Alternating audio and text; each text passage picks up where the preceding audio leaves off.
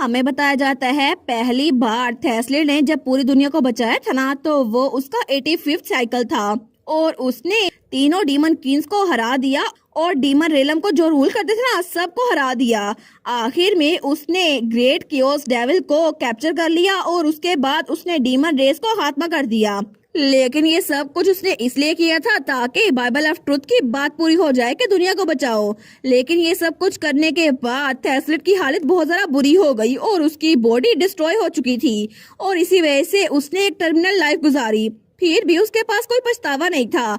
उसके लिए लाइफ तो सफरिंग, स्ट्रगल और रेजिस्टेंस से भरी हुई थी।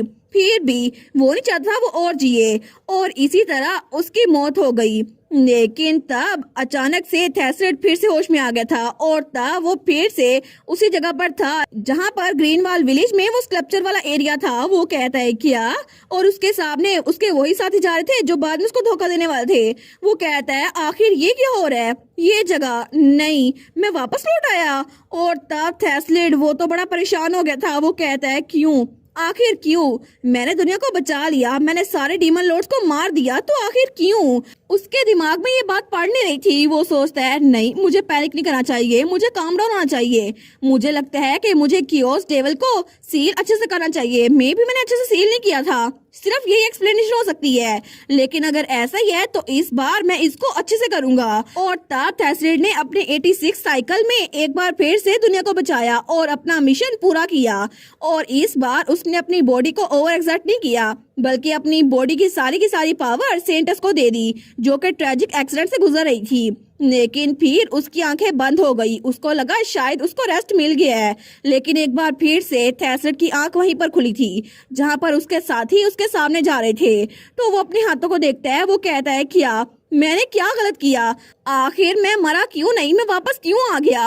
और तब वो फिर से अपनी 87 साइकिल में उसने एक बार फिर से दुनिया को बचाया और उसने बार बार ये किया, 3 बार। उसने हर एक चीज को वैसे ही किया, उससे भी ज्यादा अच्छे से।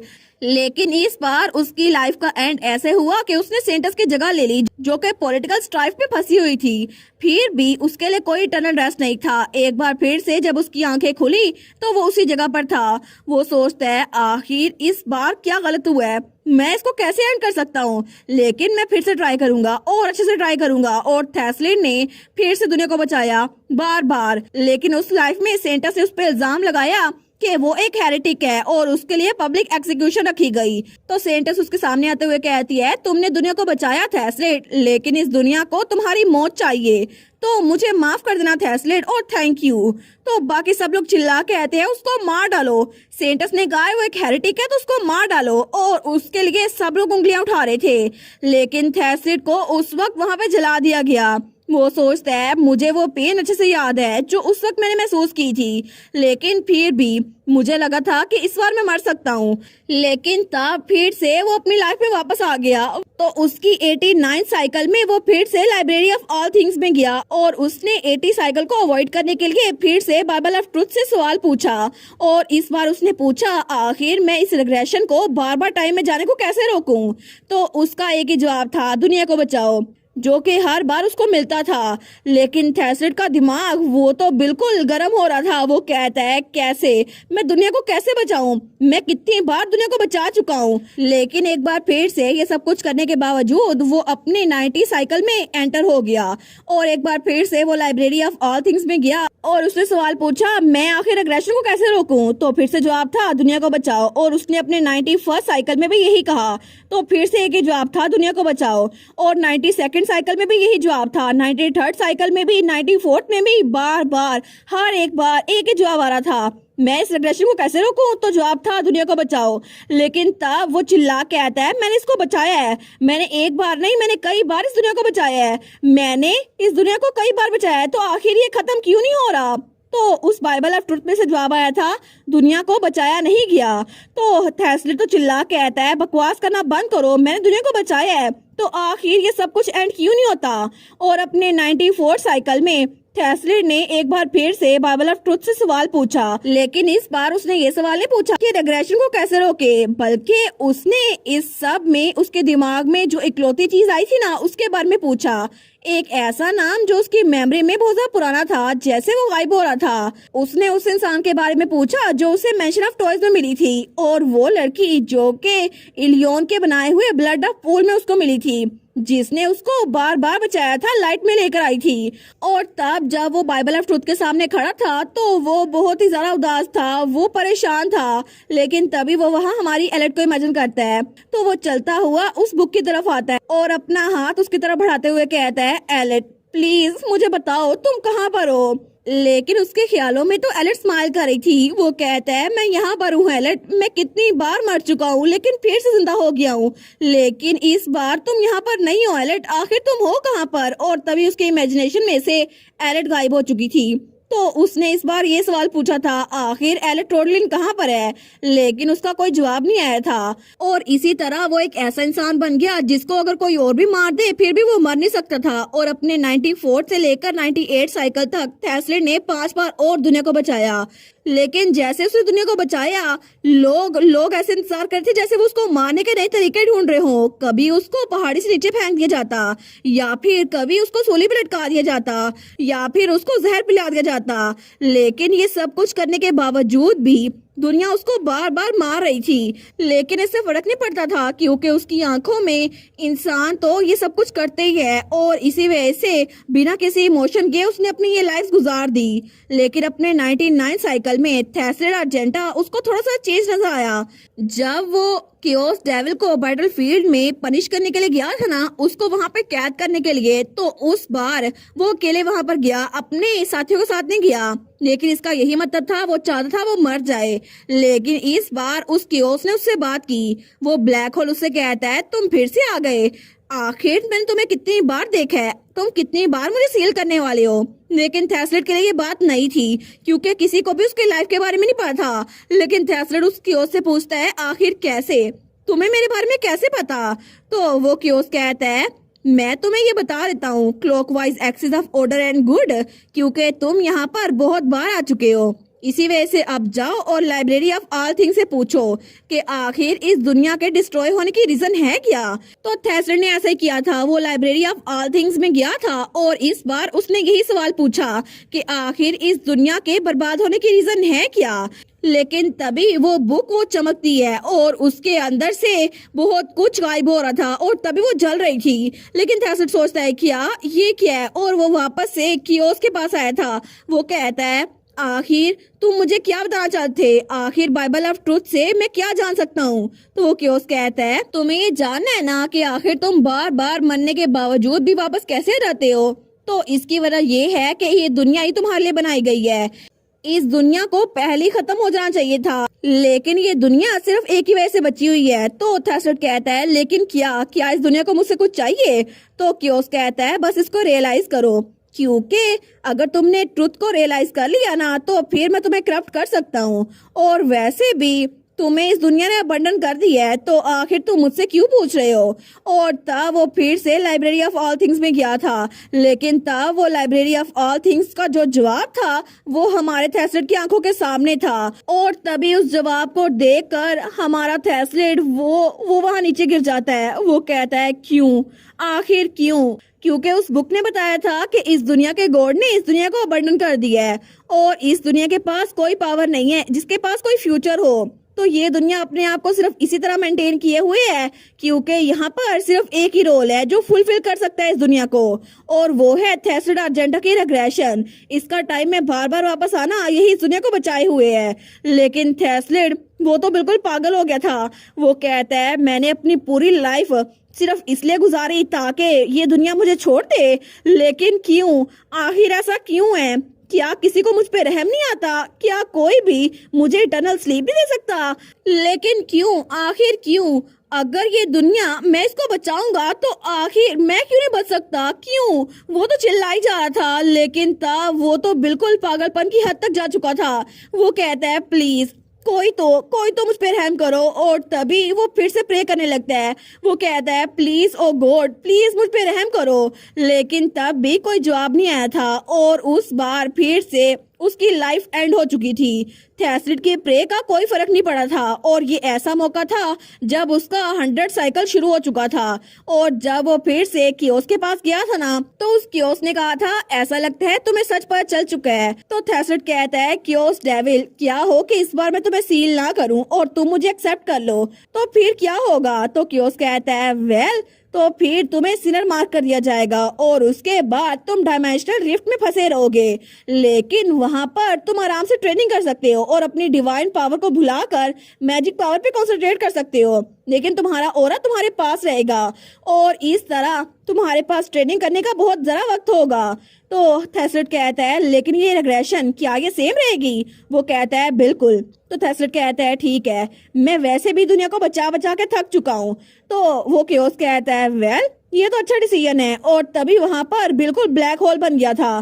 तो वो कियोस कहता है इसके अंदर कूद जाओ, अगर तुम इसके अंदर कूद गए तो फिर मैं तुम्हें अपनी पावर्स दे सकता हूँ। और थैसलिड, उसकी आंखों में कोई चमक नहीं थी, वो बिना कुछ सोचे समझे उस ब्लैक होल के अंदर कूद जाता है। वो सोचता है उस वक्त मेरे इर्द गिर्द सिर्फ डार्कनेस थी, ऐसा लगता था कि मेरे पास जो तलवार है उसका रंग बदल रहा था और वो डायमेंशनल रिफ्ट, उसके अंदर मैं हर चीज को तोड़ सकता था। लेकिन तब उसके हाथों में जो तलवार थी वो ब्लू से रेड हो चुकी थी, लेकिन उसके हाथ का मार्क जहां पर वो सील थी ना, वो भी बिल्कुल रेड हो चुका था और उसी वक्त उसकी आंखों और बालों का रंग चेंज हो रहा था। वो कहता है बिल्कुल, मुझे यहाँ पे ट्रेनिंग करनी होगी और उसके बाद मैं अपने आप को मारने का कोई तरीका सोचूंगा जिसकी वजह से मुझे बार बार इस टाइम में वापस न जाना पड़े। और तभी हमें ये सब कुछ प्रेजेंट में दिखाया जाता है जब रीड और हमारी एलिट वो चर्च में बैठे हुए थे।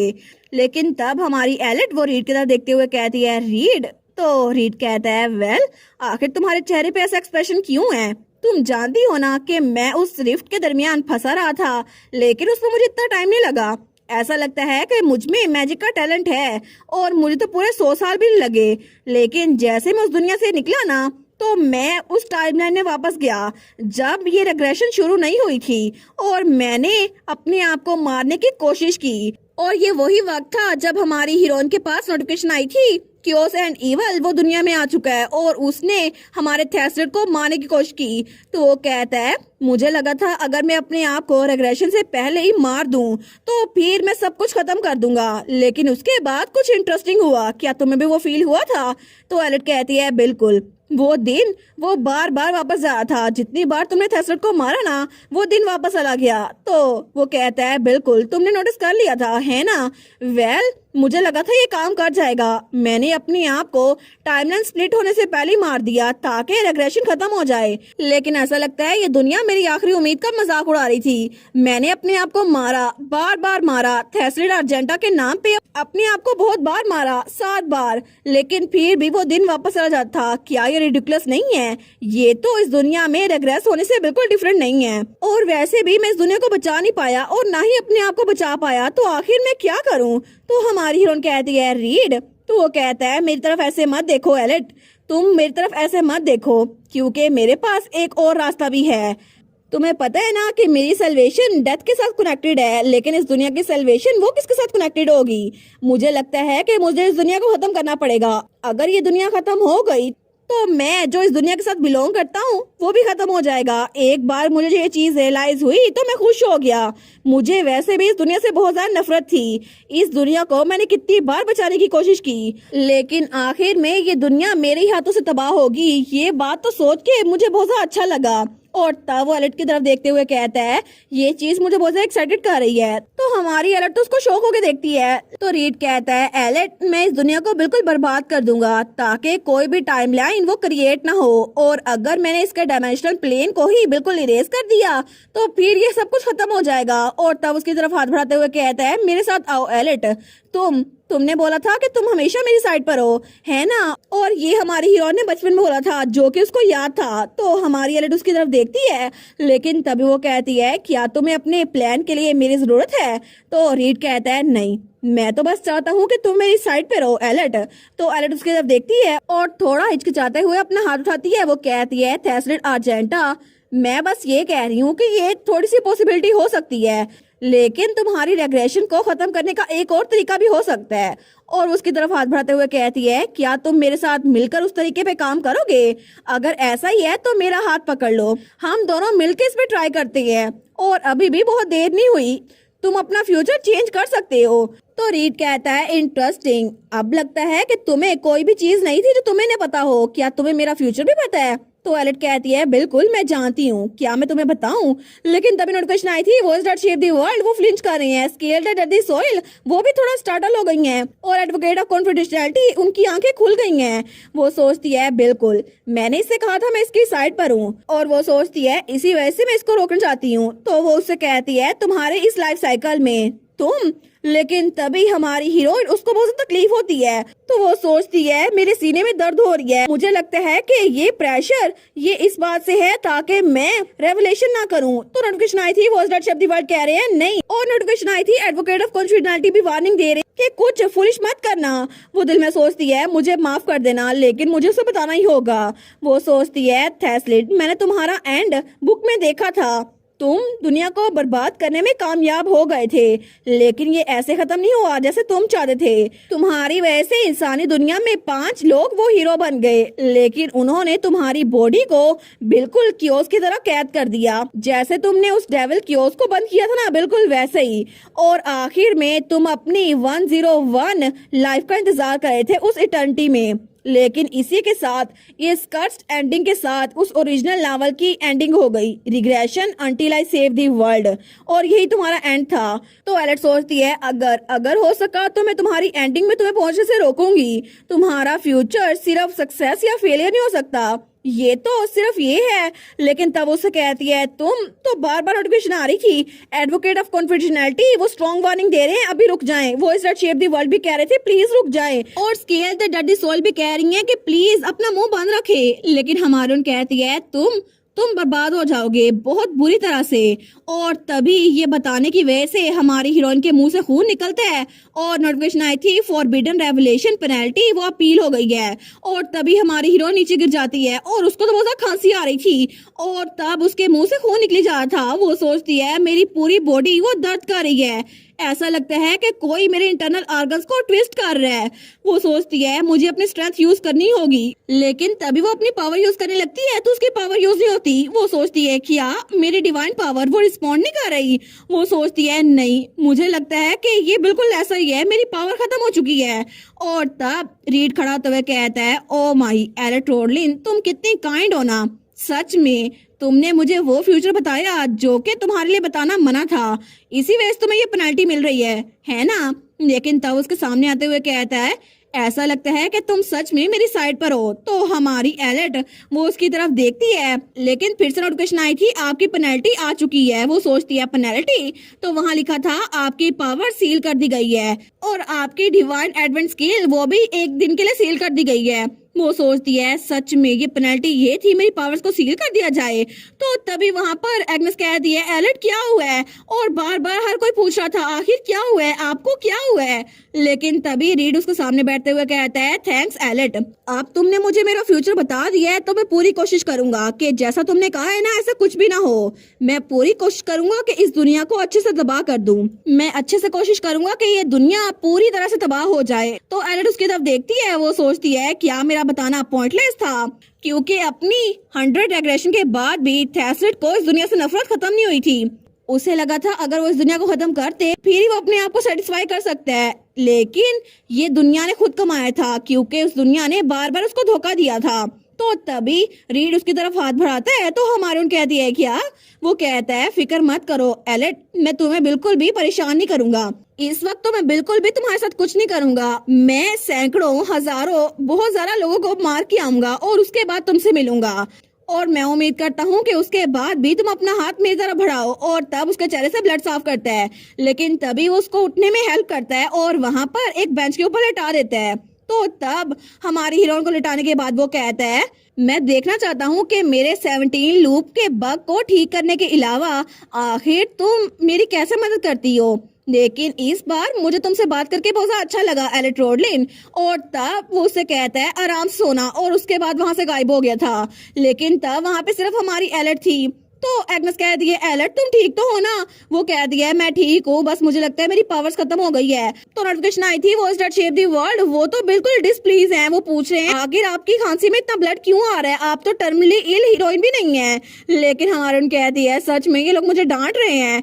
वेल एग्नेस कहती है ये तो बड़ा डेंजरस था, मुझे लगा था तुम्हारे पास बिल्कुल भी होली पावर नहीं है, क्या हुआ है। तो हमारी हीरोइन के सामने पेनल्टी आई हुई थी, 1 दिन तक आप अपनी पावर यूज नहीं कर सकती। वो कहती है मैंने कुछ गलत किया था, इसकी वजह से मेरी पावर 1 दिन बाद मेरे पास आएगी। लेकिन तभी नोटिफिकेशन आई थी हेवनली सीक्रेट ऑडिटर कह रही है कि ये सिर्फ 1 दिन की बात है, लेकिन अगर दोबारा आपने कुछ ऐसा किया ना तो फिर आपकी सजा बढ़ जाएगी। वो सोचती है चलो फाइनली मैं सांस तो ले पा रही हूँ ना। लेकिन एक एसएस क्लास की डिफिकल्टी नावल में सिविलियन बनना कितना मुश्किल होता है। लेकिन तभी उसे रीड की बात आती है जो कहता है मैं देखना चाहता हूँ कि मेरे 17 लूप के बग के अलावा तुम क्या कर सकती हो। वो सोचती है मुझे ये करना ही होगा, मुझे सच में ये करना ही होगा। लेकिन थेस्लेड वो तो सिर्फ मेरी एबिलिटीज के साथ मुझे 17 लूप में मिल सकता है, और अगर ऐसा हुआ तो रीड के वापस आने के बाद क्या पता दोबारा से वैसा ही हो, मुझे फिर से रीड के साथ जाना पड़े। लेकिन अगर ऐसा होगा ना तो फिर मुझे थोड़ा डिलीजेंटली मूव करना होगा, मुझे अपने प्लान्स को पहले तरतीब देना होगा ताकि ये सब कुछ ना बिगड़े, और मैं पहले ही 17 लूप में थेस्लेड को बचा लूं ताकि फ्यूचर में ये सब कुछ इतना खराब ना हो। और इसी के साथ ये वाला पार्ट यहीं पर ख़त्म। तो आप लोग बताइएगा आप लोग को ये पार्ट कैसा लगा, और वीडियो को लाइक और चैनल को सब्सक्राइब लाजमी कीजिएगा। बाकी वीडियोस का लिंक भी स्क्रीन पर नज़र आ रहा होगा, तो काइंडली उनको भी चेकआउट कर लें। और thank you so much for watching my videos. Stay safe, bye bye.